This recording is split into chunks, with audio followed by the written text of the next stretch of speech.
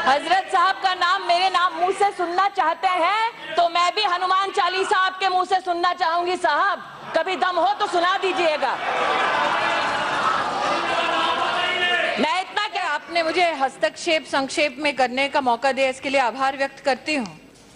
सलीम साहब की तरह मैं शायर नहीं, लेकिन मैं याद करती हूँ सुषमा जी का वो भाषण जिसमें उन्होंने कहा था तू इधर उधर की बात ना कर, ये बता कि कारवां किसने लूटा। और आज इस सदन ने देखा कि जिन लोगों ने कारवां लूटा वही इंसाफ की दुहाई दे रहे हैं। आज मैंने सलीम साहब के अंतिम पंक्ति में ये सुना कि देश एक है तो कानून एक होना चाहिए और इसका समर्थन मैं करूंगा।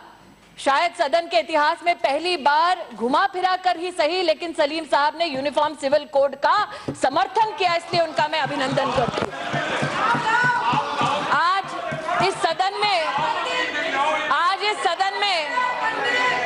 1986 के कानून की दुहाई दी गई। आज इस सदन में 1986 के कानून की दुहाई दी गई। अंग्रेजी में जिसे कहते हैं फिग लीफ, उसके पीछे इंसाफ को छिपाने का दुस्साहस किया गया। 1986 का वो कानून ये कहता है कि इद्दत की मुद्दत तक ही मेंटेनेंस मिलेगा, और सुप्रीम कोर्ट ने कहा था कि आजीवन अगर महिला को छोड़ दिया जाए तो उसे मेंटेनेंस देना पड़ेगा। तो ये सवाल आज उनके लिए है जो इंसाफ की दुहाई देते हैं कि जब इनके पास वक्त था तब इन्होंने तलाके बिद्दत को गैर कानूनी करार क्यों नहीं दिया इस सदन में, इस संसद में। जब इनके पास मौका था तब वो महिलाएं जो प्रताड़ित की जा रही थी तब उनके पक्ष में ये क्यों नहीं खड़े हुए। आज जो लोग कहते हैं कि जल्दी क्या है क्योंकि सुप्रीम कोर्ट फैसला सुना चुकी है, उनसे कहना चाहती हूं कि 477 बहनें आज भी है हिंदुस्तान में जो सुप्रीम कोर्ट की जजमेंट के बाद भी तलाके बिद्दत की शिकार हुई हैं। 477 तो बहुत बड़ी संख्या है महोदय। अगर एक ही बहन के साथ इस प्रकार का अन्याय हुआ तो इस सदन की, हम सबकी ये जिम्मेदारी है कि हम उस बहन को न्याय दिलवाएं। आज ये निवेदन आपके सम्मुख में रखना चाहती हूं। कुछ लोगों ने ये भी कहा कि ये एक सिविल मैटर है, इसको क्रिमिनलिटी की दृष्टि से क्यों देखा जाए।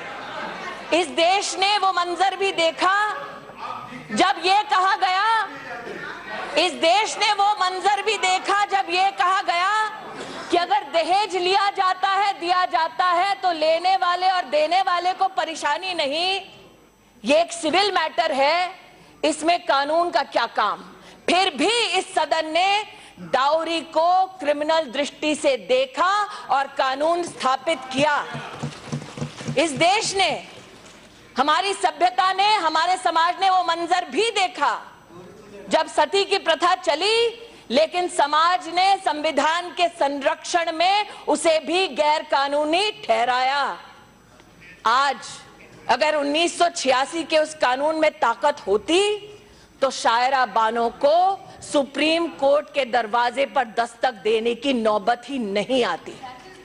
वो लोग जो कहते हैं कि मुस्लिम समाज में शादी तो बस एक कॉन्ट्रैक्ट है, उस कॉन्ट्रैक्ट को, और मैं तो स्तब्ध हूं महोदय कि सलीम साहब को ये लगा कि अगर कुरान में से मीनाक्षी लेखी ने कुछ अंश सदन के सम्मुख सम्मान सहित प्रस्तुत किए तो वो मजाक की बात है। आपको तो फक्र होना चाहिए इस बात का कि सदन में, इस चर्चा में कुरान से पढ़कर भी उन शब्दों के आधार पर न्याय की बात की जा रही है। और अगर आप इसे कॉन्ट्रैक्ट की दृष्टि से देखते हैं महोदय, तो यह हिमाकत मैं भी करूं सलीम भाई। वर्स 231 को अगर पढ़ें तो उसमें लिखा है, when ye divorce women and they fulfill the term of iddat, either take them back on equal terms or set them free on equal terms।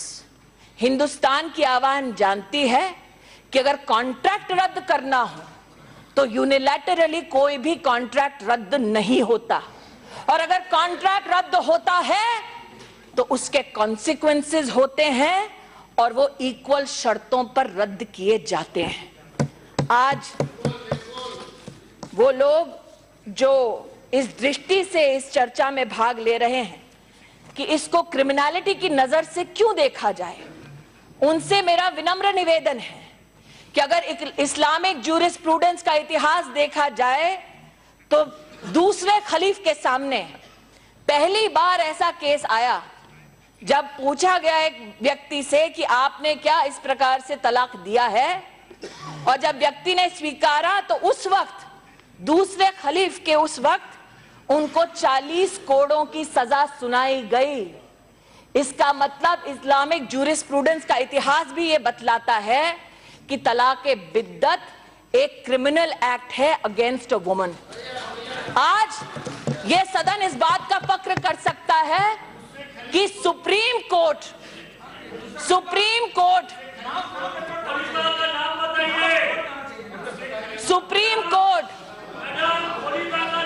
हजरत साहब का नाम मेरे नाम मुंह से सुनना चाहते हैं तो मैं भी हनुमान चालीसा आपके मुंह से सुनना चाहूंगी। साहब कभी दम हो तो सुना दीजिएगा। मैं इतना कहना चाहती हूं, वो लोग जो इस बात का प्रश्न चिन्ह लगाते हैं what happened to due process of law, let them read that a magistrate will ensure due process and reasonable process of law। वो लोग जो इस बात का संदेह करते हैं कि ये एक औरत के हाथ में हथियार हो जाएगा मर्द के खिलाफ, वो शायद उस मैजिस्ट्रेट के साथ नाइंसाफी करते हैं जिसके लिए संविधान सर्वोपरि है। आज मैंने क्योंकि संक्षेप में हस्तक्षेप करने का आपसे निवेदन किया, मैं इतना ही कहना चाहती हूं कि कानून मंत्री जी जो यहां विराजित हैं, प्रधानमंत्री जी को विशेष अभिनंदन इसलिए क्योंकि आपने राजनीति के मकसद से नहीं बल्कि इंसाफ के मकसद से इस बिल की शुरुआत की, इस कानून की शुरुआत की। क्योंकि अगर राजनीति करनी होती महोदय, अगर वोट बैंक की पॉलिटिक्स करनी होती तो उस मुसलमान बहन की आह इस सदन तक नहीं पहुंचती। जिन स्टेक होल्डर्स की ये बात करते हैं वो नकवी साहब तक भी पहुंचे, रविशंकर प्रसाद तक भी पहुंचे, मेनका गांधी तक भी पहुंचे, इन तक भी पहुंचे ये कहते हुए कि इंसाफ को अब तक देर हुई है, अब वक्त खत्म हुआ, सुप्रीम कोर्ट ने इंसाफ किया, अब तुम्हारी बारी है कि तुम इंसाफ करो। Sir, this particular talaq-e-biddat has been found bad in theology, found bad in the eyes of the Supreme Court. I beseech this House to find it bad in legislation also. I only humbly submit, sir, that there are many who will today say that there are societal interventions to spot, there are societal interventions to ensure that women in the Muslim community are given justice.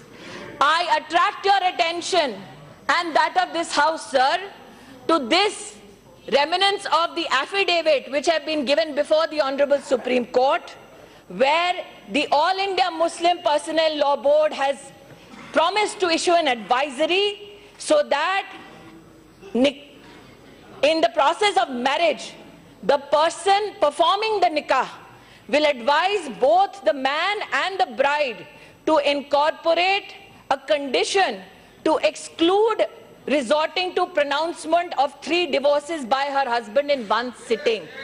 Sir, the fact that the All India Muslim Personnel Law Board has spoken and yet 477 cases have been found in the country is reason enough for us to expedite this deliberation and finally give justice to Muslim women.